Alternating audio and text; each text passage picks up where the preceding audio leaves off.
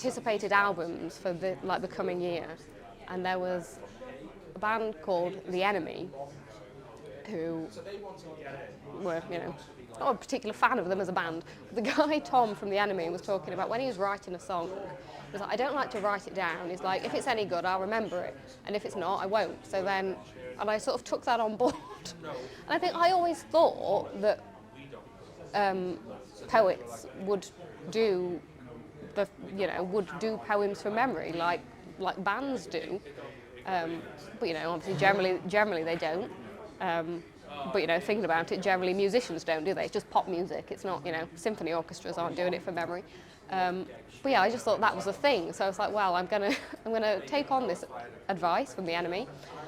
I was like, oh no, hopefully, and I think I do find if I could, I can't always remember things for a long time, but if I find it difficult to learn, then I think maybe it wasn't that good. And I think, I don't know, I've asked a couple of actors that I know this, and they're like, yeah, no, if a script isn't good, you can't learn the lines, and if it is, you can. And so I suppose it's maybe like that, but yeah, I think, yeah.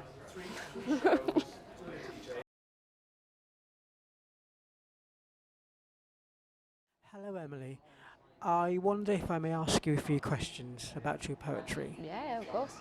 So the first question I have for you is, who is the older, handsome film star husband? I think it's difficult to remember, sort of like, I don't know when specifically I wrote that, so it might vary from week to week. Probably David Tennant.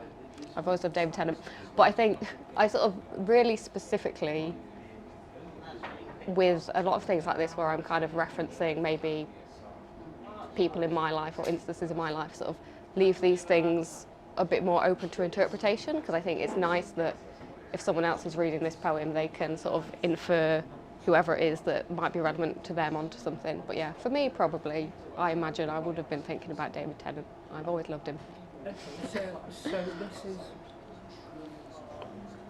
So it may be more than one person, it's not a definitive... I think so, that's a poem that's about someone thinking about something. It's not necessarily me, and so, it's not completely removed from me, but it's not, I think people quite often think everything that is written in a poem is literally autobiographically true, and that's not the case. And so yeah, it's not specifically about one person, it's more of an idea. A speculative script for motherhood. Normally the kids I don't want are quiet, but sometimes I find myself sitting at the kitchen island in the space I justify through offspring, waiting for two teenage girls to fall in from school. Two members of the house are vegan. It is always September, and I am married to an older, famously attractive actor, but mostly the children are quiet. I cannot invite anyone into the world just for that. Parts of me are getting younger, scared of piss and tantrums and boys.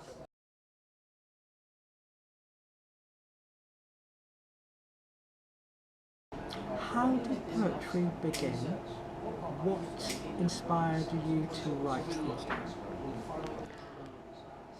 I think I've pretty much always written poetry, other than a period of time where I was sort of a student where I'd like to say that I wrote poetry but never actually did it. It was more about talking about doing it. But I think, I remember writing poems when I was kind of 8, 9, 10. I really specifically remember we went on this school trip to what used to be a steelworks just outside Sheffield, and we all had to write a poem about it in English lessons afterwards, literacy hour, sorry. And they were like, oh, we're going to send some of our favourite ones back off to this place, and I remember sort of writing this poem and sending it off. It was one of the ones that got sent off. And I can still really remember that now, and looking back, it was about sort of the melancholy of deindustrialised places. So I think I was doing that when I was 9, and I'm still doing that now. So I've not changed much. But yeah, I've always done it, and I think similarly, I've always been a relatively long distance runner.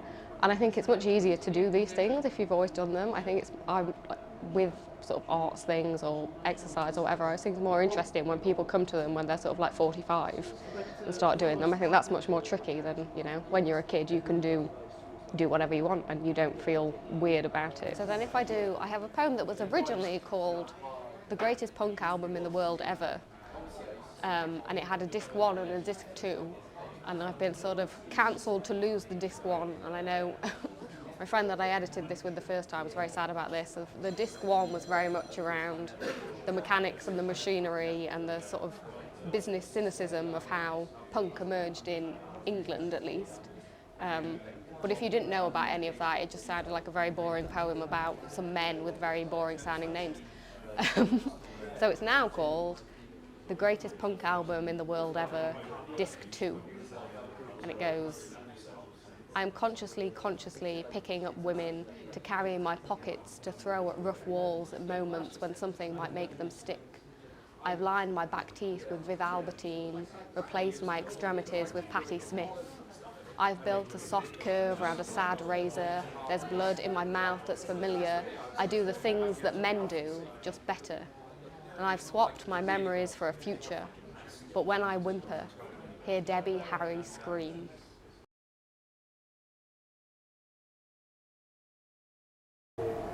I wanted to ask you about the story behind your 2019 pamphlet, The Days of the Flying Ants, from the poetry business imprint Smith Doorstep. Yes, so The Day of the Flying Ants came out in 2019, and it was a direct result of I went to a course at T Newydd, the writing centre maintained by Literature Wales, which was one of their poetry masterclasses. I think it would have been in the spring of 2018 I was there, sounds about right. And that was taught by Caroline Duffy and Gillian Clark. And sort of anyone who's ever been to T Newydd will know that at the end of the week you do a little reading in the group of people that you've been there with. And off the back of that, I was very fortunate really. Caroline Duffy just sort of came up to me and said, I do this collection, I'm doing it, well, she was poet laureate at the time, she was like, I do this process with Smith Doorstop every year, do you want to send some stuff and maybe we can put out your pamphlet? So I sent all these things off to her thinking this is alarming. And on the same course, Yvonne Reddick was there as well, so I assume she was in the set before me, but I assume the thing probably came about for her in the same way. But yeah, I sent all these things off to Caroline Duffy. She passed them on to Smith Doorstop, and then I actually didn't notice an email that I got from Peter Sanson saying, oh, we've had all these posts, we'd like to publish your thing, and they actually had to chase me up, and so I very nearly missed the chance to publish that. But yeah, it was completely unexpected. Like she said to me, oh, if you've got things, can you send them to me? And I had to sort of assemble a pamphlet out of just various bits and pieces. It was one of those, like, it was an opportunity that I had that I couldn't really not do, but it was quite a hectic, rushed process to find enough things that I thought were worth publishing. Title poem of my 2019 pamphlet, so that's The Day of the Flying Ants. When did we learn that flying ants were not another species, just another sex? I saw us twice today while the air was thick with wing beats. Once we were children, chlorine fresh from swimming, waiting on leisure centre steps. The other teenagers, kissing loudly with wet mouths and worried hands. On the day the ants fly, I miss our possibilities the most. Remember them crawling on our bare legs. Somewhere, new queens are making their nests, and that reminds me I should have had you terrified while your mum folded sheets on the landing. So it must have been quite a special sort of a gathering of poets, and also to have been picked out like that. It must have been, must have felt like sort of a sense of maybe an accolade or a sense of achievement, I wonder. Yeah, I mean, it was, obviously a hugely sort of privileged position to be in, and I was very kind of pleased with myself. I think it worked really well in my favour, actually, that, like I said, we do this, you do a reading to everyone at the end of the week, and I think I'm I'm not someone that I wouldn't think of myself as a performance poet, but I think I am someone who does better, and I think people seem to think better of my poetry at sort of like when there's an opportunity to sort of hear me read things out loud. So I think if it had just been sort of submitting a load of stuff in writing, I don't think it necessarily would have gone somewhere. But I think because I'm somewhere in between that sort of written down and out loud thing, having the opportunity to sort of stand up and do that was, it's sort of maybe what made it happen.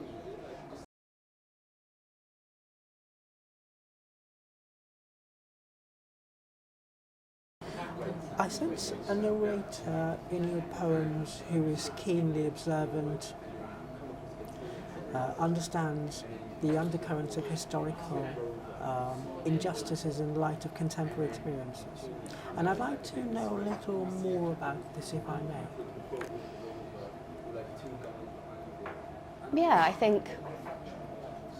I hope I write with like an awareness of, as you say, sort of historical injustices and that sort of thing. Not in a, I try hard to not be a kind of preachy, kind of political polemic kind of writer, but equally sort of write with an awareness of sort of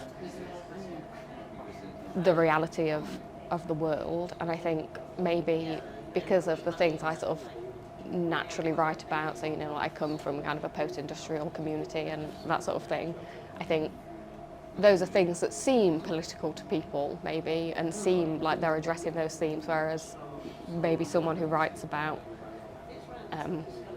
more traditionally aesthetically pleasing or positive nice things, maybe people don't interpret that as political in the same way, but that's not to say that those things aren't. I think maybe the things I write about are things that are politicised more than necessarily more political than anything else. And yeah, I think that comes through in, like I say, things about sort of post-industrial communities and that sort of thing, but also kind of I've been exploring more recently, sort of writing about sort of LGBT themes and that sort of thing. Like, they aren't things that are inherently political, but it's just the way that society interprets them, perhaps. Maybe we ought to use the term social themes rather than maybe, perhaps I should have rephrased the question as the social themes than political themes. But I wanted to ask a little bit more about this sort of North Midlands-ish upbringing that you had. Have I got the location? Yeah, I'd say so. I'm from the East Midlands, which is the Midlands people don't believe in, because I think when people say the Midlands, they think you mean Birmingham. And yeah, I'm from the sort of an unclaimed place, really. I think I'm definitely not far enough north to be actually northern. We just about got BBC Look North news. But yeah, I think it's an interesting sort of, yeah, an unexplored place, I think, and we don't have necessarily a lot of really specific cultural touch points. Definitely, I'm sure we do, and I'm just ignorant of them. But sort of beyond, I grew up, my orthodontist was in the town where D.H. Lawrence was born. I believe I had an orthodontist. I've now got terribly wonky teeth. But sort of in a more modern context, like there's not really any sort of like massive bands or huge kind of contemporary things that are from where I'm from. So it does feel a bit of a lost place. And yeah, everyone in the south thinks I'm northern. The north don't want us. When I used to live in Winchester, people thought I was incredibly northern, to the point once I was in a pub and I was asking for a pint of the Brewdog beer Punk when that had just come out. And no one really understood what I meant, and I literally had to say to this man, like the Sex Pistols, and he was like, oh. It's like, clearly people from the north aren't allowed in Winchester, I don't know. But yeah, it's an interesting place, and then I think, living in South Wales now, I live in Cardiff, which is very different to that, but a lot of the surrounding communities of the valleys and that sort of thing, I'm from what was originally a mining town. The mines closed there before the 80s when it all went wrong, but that post-industrial landscape and what do you do and what does a place mean when it's the thing that made it happen isn't there anymore. That sort of really pressing questions sort of always in my life, I suppose. And has the poetry changed in between sort of you living in where you spent your childhood to very posh Winchester to now back in Cardiff? I think when I lived in Winchester, I was more conscious of that difference, so I wrote a lot more about that sort of thing now. So I wrote a lot more about that sort of thing then, whereas now, because I'm in a place which is more connected with the same ways of life and the same potential issues, I've sort of started writing more about other things because it feels less like something that needs to be said. But when I was in Winchester, I was very conscious of being from such a vastly different place, I suppose. If I may also ask, I mean, I remember watching you perform pre-pandemic, and the poetry was sort of, there was almost a light-heartedness to it, but since post-pandemic, the first time I think I heard you read was at one of the Seren's Thursdays back in maybe late 2021 or early 2022, and it felt like there'd been a transformation, as in the humour has become a lot darker. I mean, I don't know if that's an accurate kind of observation. I mean, it's not something I've consciously done, but I think, it may well be true. I think the pandemic changed us all in ways that we might not be conscious of. I always think it's funny, people always comment to me around like the humour in things that I write, and I think I'm never sort of consciously trying to be funny, and I often don't necessarily think that I am, and then sort of people will laugh at things. They'll be like, oh, and I think that's really nice. I think a lot of poetry takes itself really seriously, and it's quite nice to be someone that people think of as fun or funny in some way. I suppose a lot of,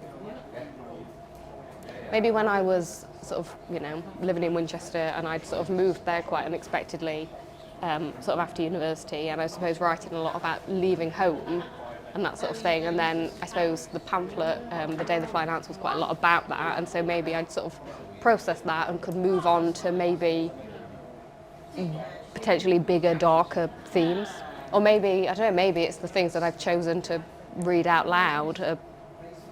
I maybe feel like they're things that are going to appeal more in the post-pandemic world. I'm not sure. I think it's just my observation that what you read, the poems don't come across as an intentional attempt to be funny, and I think because of that and how you allow just a limited aspect of humour to creep in, and I don't know if that's conscious or unconscious, but I think it's that sort of chuckling, surprised kind of humour that audiences perhaps respond, or I certainly have responded to when I listen to it. Yeah, I think maybe it's potentially a bit of a kind of, it's a very British thing, I don't know, I'm sure other cultures do it as well, but sort of like to, as you say, like if I'm writing about sort of dark things, to sort of try and laugh at that sort of thing in a kind of, you don't laugh, you'll cry kind of way. So it's like, not being actually funny, but kind of being funny as either a coping mechanism or a way into talking about potentially darker, more complicated things. Before David Bowie died, I would think about it sometimes, that macabre statistical promise in my small imagining of the universe, how I would wear a lightning bolt on a shirt I have dreamt of but never found, and how, in my interesting places, people would recognise a loss in me. At some point, so I believed, I would have laid my own eyes on his. My expectations of the German Foreign Office were non-existent. On whatever sides of our own walls we land on, we can breathe something out, something in. I pictured myself as older than I would be, and the day was colder than I came to expect. There was no rain to shine on the tiles of a townhouse I didn't own, and I'm sorry to report that I didn't look at the world from an unexplored distance or put out new hands in search of the wonderful.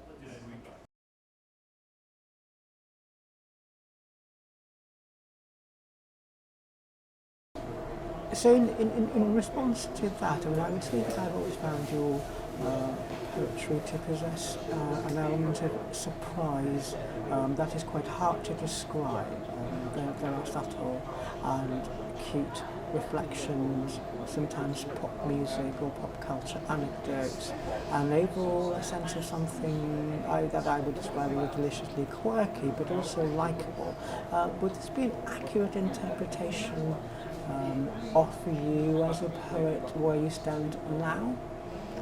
I don't know, I suppose that's for other people to say rather than me, but I think, it's nice to be likeable. That's good. Yeah, I do think I write about things that maybe people don't tend to write about that much. I remember once I was with the sort of like the workshop group that I work with, and a friend of mine was had said to me sort of like, oh, I never thought I'd get to read poems about like a poem about this, which was when we were workshopping actually a poem of mine called The Greatest Punk Album in the World Ever, which is sort of, that had a lot of not actually contemporary themes, sort of late 70s themes, but yeah, it was sort of, there's a lot of things that get talked about in poetry and in terms of like what I thought poetry was, that are things that I don't know about and don't understand, and so I feel like it's nice to put in things that I do know about and feel like I do understand. Like I don't know anything about birds, and poets love to talk about birds and different kinds of birds, and I think I don't know what that means, or flowers, or sort of, paintings in general, and a lot of the time with sort of like ekphrastic poetry and that sort of thing, I think, oh, it's a nice poem, but I don't know what's going on, and so I think I try and write poetry that I think is accessible, and that, I suppose means sort of addressing and talking about more sort of things in wider popular culture than maybe some of the sort of intellectual niche of more kind of what people expect from poetry. But maybe I'm just not clever enough for the intellectual niche. Who knows? Well, I mean, I wouldn't call your poetry unintellectual from how I read it. I just think it just is very interesting in the way you bring in what do you refer to as accessible? I think it's not as you said earlier on, that you don't consciously try to respond to injustices or problems that the contemporary age is going through, but I think you bring in something which is a different kind of way of engaging, and I think that from your passion, that's what makes you very interesting as a poet. Yeah, I do think maybe sometimes it makes the things that I'm writing about very unable to last, like got sort of, a poem which is about sort of understanding and addressing sort of like learning that I'm bisexual and what that means, and it's got a lot of cultural references in it to sort of like a cartoon that I watched as a child, or sort of like episodes of EastEnders and that sort of thing. It's like that probably makes a lot of sense now to people my age, but that's a very sort of niche group of people. Whereas, if you're writing about gardens or the concept of like being in love, that's a kind of a timeless thing. So maybe I'm backing myself into a corner by talking about Pirates of the Caribbean, but. Well, I just feel that it's a very interesting corner if it is a corner, and also some of these are, we've seen such a flourishing of poetry that deals with sexuality, gender, and issues that might have been much more taboo in a different age. So I think it's quite interesting to have poetry that engages in that way. Yeah, and I think it's nice. I like to sort of write about different elements of culture, because I think poetry is it often sort of like stands out on its own over in a corner somewhere, and people are a bit kind of like scared of it. But if I've got a poem, another sort of poem about bisexuality, which is also very much about Christian Stewart, and so if you're a fan of Christian Stewart, that's a way for you to engage with a poem. Like, I think it's sort of these access points that hopefully, that's what I mean when I say more accessible, sort of more more ways in. You can think, oh yeah, I know about XYZ thing. Can't now think of another example of a... Multifaceted. Yeah. Hometown rich. Your dad's a small business owner. 5 employees who hate him and a bow tie for the golf club celebration dinner. Family accountant with a white collar prison documentary aura. You've got a gold digger puffer jacket and a deep pile carpet in your home cinema. Money in your mouth like an accident. Not my nervous hometown posh. Bulgarian ski trips and lunchbox tara masala, car seat too late, stumbling on my urge to say mummy when the kids have grown past it and I'm obvious, like Conrad, the way he said bastard with an extra R in it, as if years from now someone won't hand me champagne in a pint glass and I'll mistake for cider. Those worlds were hemmed by twice an hour bus route. When we were old enough to roam at weekends, shunting between Mansfield and Derby, directed by Trent Barton, nudging ourselves round limited discovery, small stumbling between things we couldn't imagine, so much more than enough.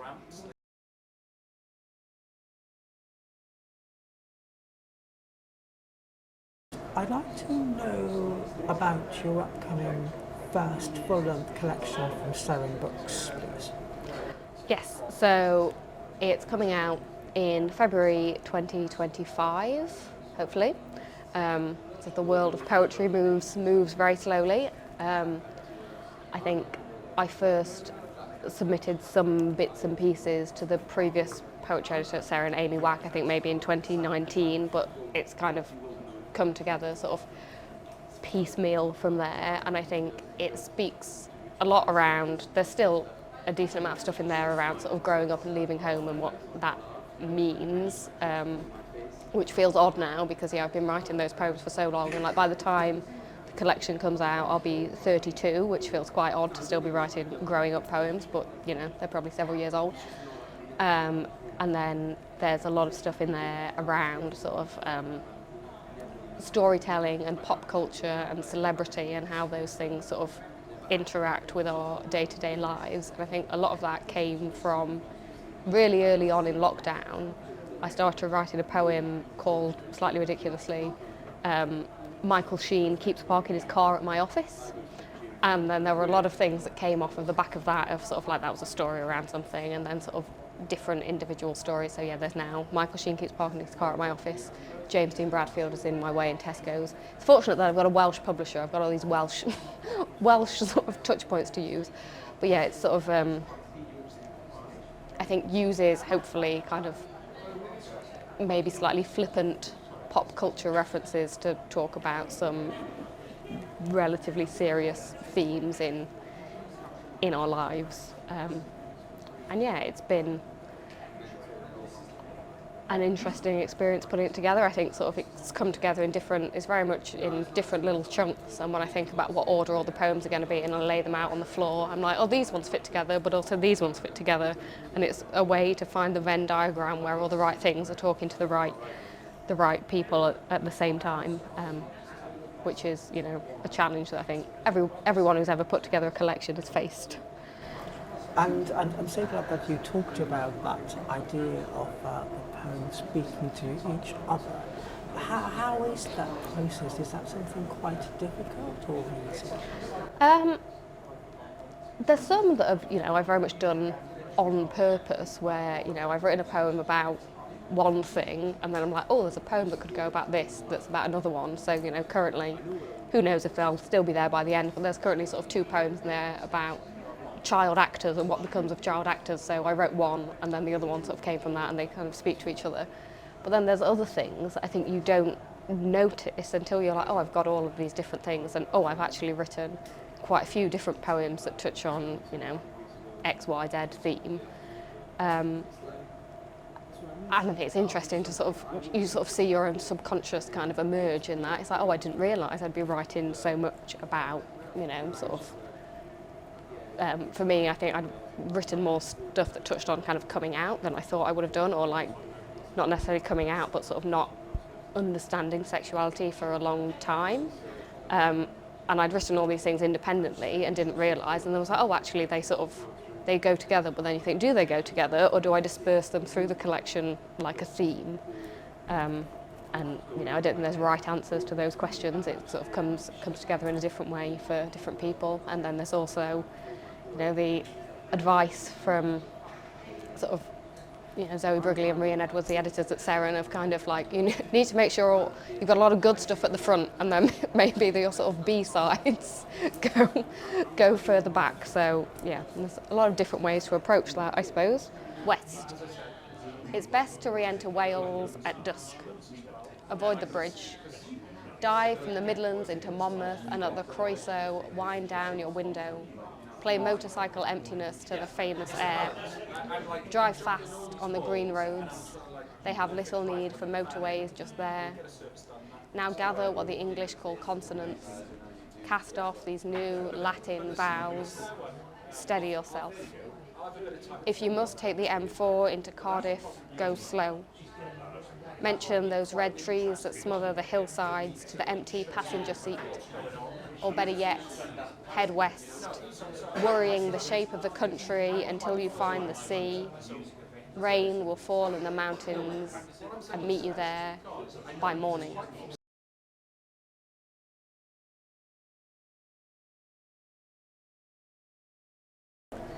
So when we were doing the sound testing earlier on, and I requested that you say something, you started off with reciting the first few lines of the love song of Free From.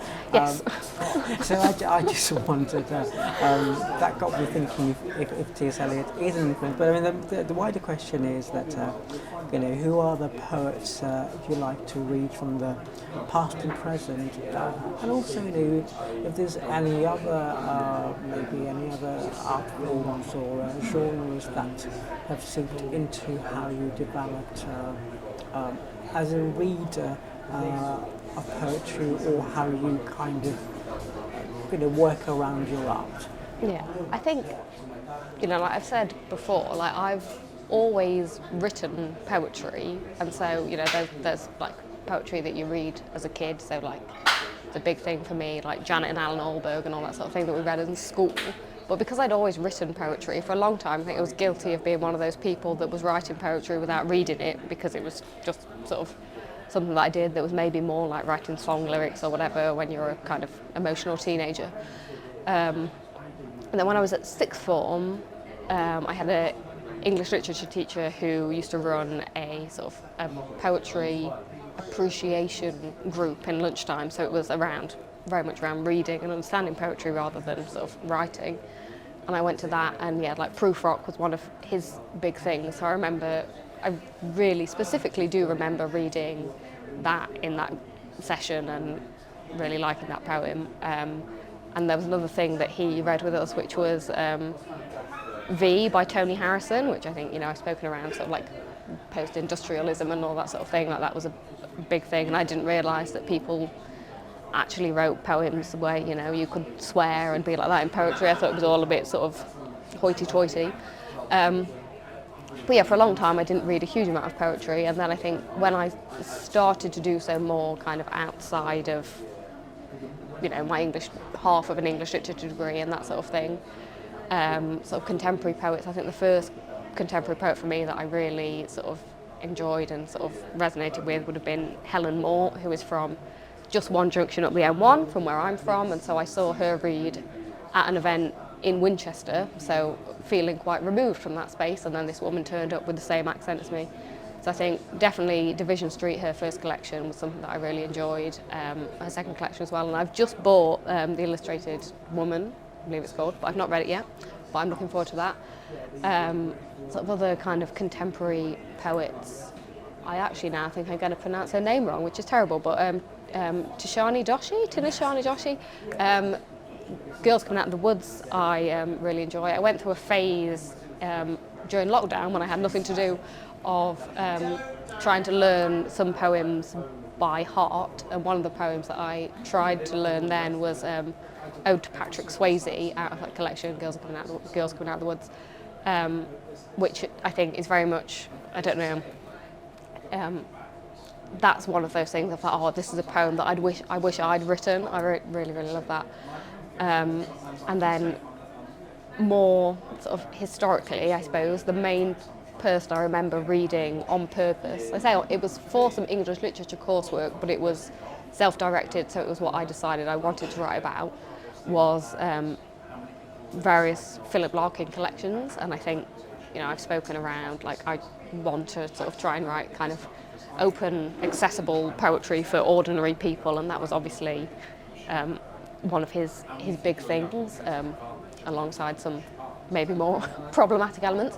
But yeah, I think those are probably some of my kind of key, like, current poetry sort of thoughts. And then I suppose, like, living and sort of operating in South Wales, and now sort of like having a collection coming out with Sarah, and I think there's a really specific kind of community here. So then, like, you end up reading a lot of those people. So, people that I know but also really respect as artists. So, like, Rhian Edwards, Jonathan Edwards, Catherine Stansfield, Susie Wilde. So, like, it becomes a strange thing because poetry is such a small world. I now know those people, so it feels odd to then talk about them as kind of in the sort of, these are artists that I enjoy kind of way, but sort of that.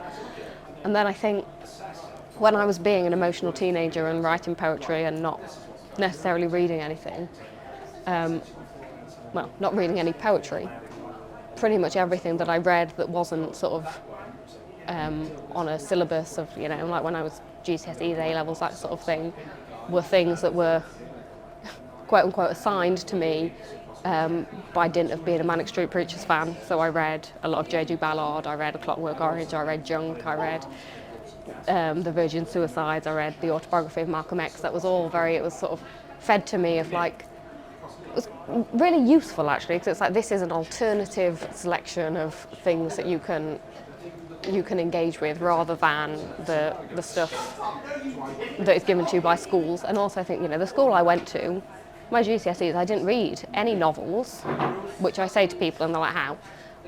We read short stories because it was easier to read short stories. And we had, the anthology of poetry that you read. But yeah, it was sort of, that was my kind of counter-cultural influences coming through there. And yeah, I think it's potentially one of the reasons that I like to engage with sort of pop culture and sort of other forms of art and literature in what I write, is because so much of what I've learnt about is actually not from poetry itself, it's from a wider artistic sphere, I suppose. So I just wanted to pick up on one of the points you made earlier about the importance of reading, and that when you first started out you weren't reading, and I know that was the case for me. I wondered if you might like to say something kind of as advice to anybody who's at that very early stage of development in poetry.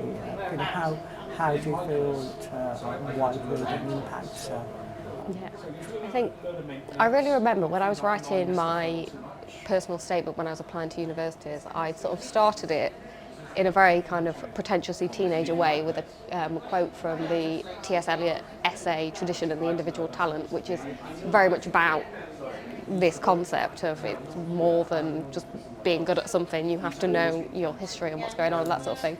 And I was quoting that, but being a teenager was not necessarily living by my own advice. But I think the things that you learn from reading other people, you don't even necessarily notice that you're learning. And because poetry a lot of the time exists in its own little world, the poetry that you might be exposed to in normal life is sort of fleeting and probably, the same things that people hear at weddings and funerals and, stop all the clocks and all that sort of stuff all the time, which obviously has its place, but there's more that you need to think about and learn about. And I think because of the world we live in, that doesn't happen naturally by osmosis in the same way that it might do with other forms of art. I mean, it's obviously very important for any artist in any genre to study what they're doing, but you see a lot of serious photography naturally in life. You don't get that with poetry. And I think it can feel a bit impenetrable to people. They're like, oh, I don't know where to start. And the things that you hear about are the things that you learn about at school. So, W.H. Auden, Sylvia Plath, that kind of thing. And it's like, that's great and valid. But we've moved to a different place in a long way since then. I think if you're not engaging with what is contemporarily happening, even if you don't, if you want to not be the same as what's currently happening, you still have to know what's happening, because otherwise, you can't rebel against the system if you don't know what the system is. So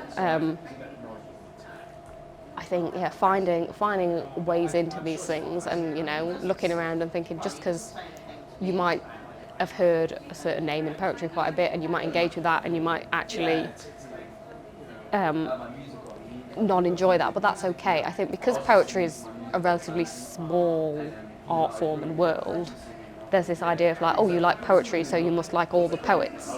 And like, you would never get that with anyone else, you'd never say to someone, oh, you like Citizen Kane, so I assume you also like 22 Jump Street. Like, it doesn't happen in anything else, it's just poetry. So it's like, it's okay to read things and think, oh, I think this is rubbish, even though it's won 17,000 awards.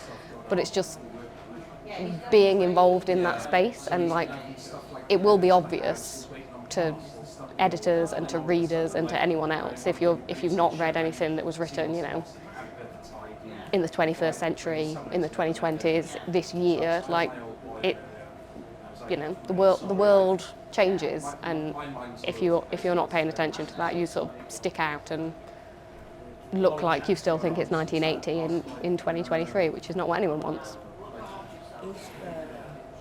Is there any obscure poet maybe that we don't know so much about, or the world only don't know so much about, who you've come across, or who happen to, I don't know, maybe impacted you or inspired you?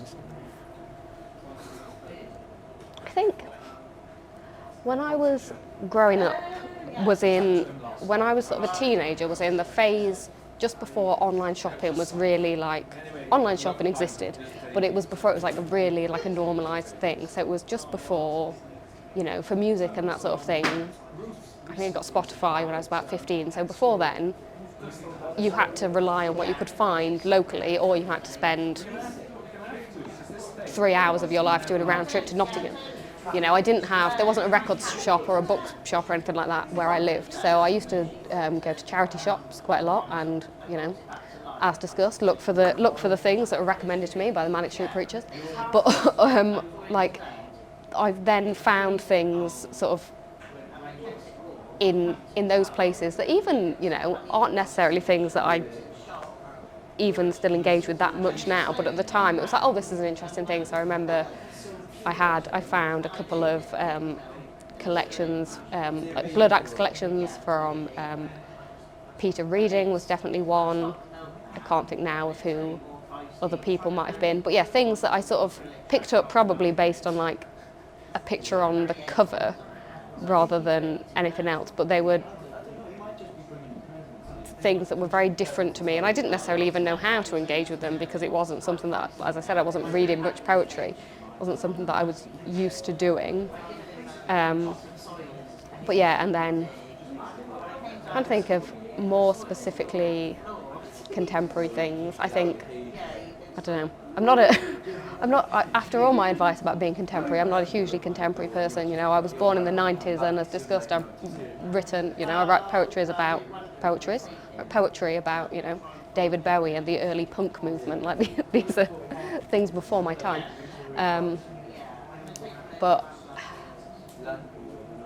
I don't know, I think it's difficult to say a really specific thing, because it will be so different for everybody individually. But I think it's more around the fact that I went out and I was looking at things and picking things up and exploring them, even if I was then willing to sort of like throw them away. Yeah. Sorry. It's that act of being engaged in connecting with elements of culture, whether they happen to be a literary culture or musical culture or whatever. So that's what's important, I guess. Yeah, I think so. Sort of, exploring things beyond what you would maybe expect yourself to explore.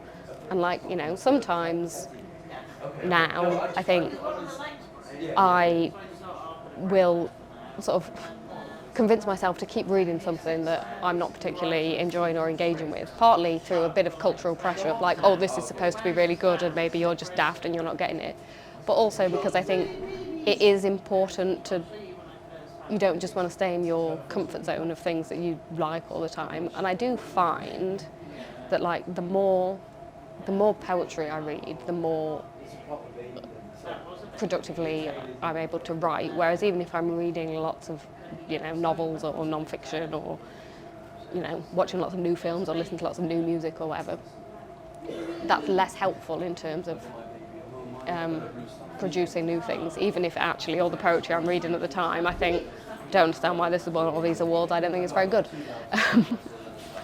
Yeah. Great. Well, thank you very much.